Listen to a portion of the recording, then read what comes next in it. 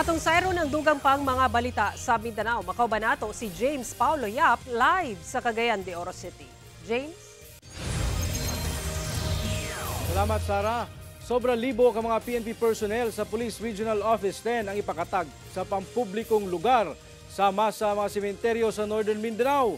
Karong umaabot nga kalag-kalag, mga pulis nga mapalpak sa trabaho, mag-atubang og silot. Ani ang report ni Cyril Chavez. Dunay silot nga ipahamtang ngadto sa palpak sa ilang mga trabaho karong umaabot nga kalag-kalag ning tuiga. Kini ang bahad ni Police Regional Office 10 Acting Regional Director Police Brigadier General Christopher Abrahano ngadto sa iyang hanay o galing dili nila mahimo ang ilang tahas. Matod sa opisyal, plastar na ang ilang implementation plans.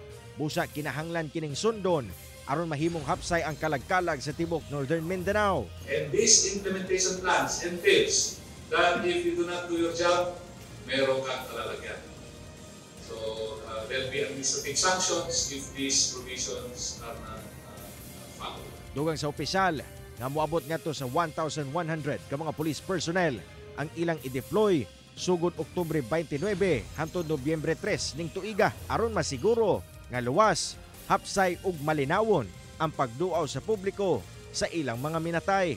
Gawa sa mga minteryo, bantayan sab sa kapulisan ang mga pampublikong lugar nga dagsaon sama sa mga terminal, parke, malls ug uban pa.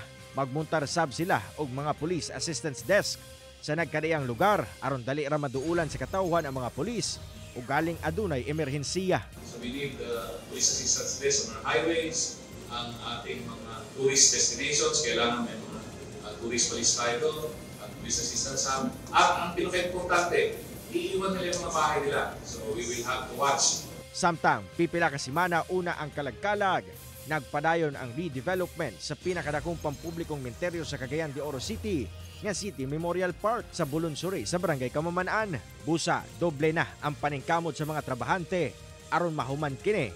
Una pa man ang gilaumang pagdagsa sa mga tawo sa mong menteryo karong hinapos sa bulan.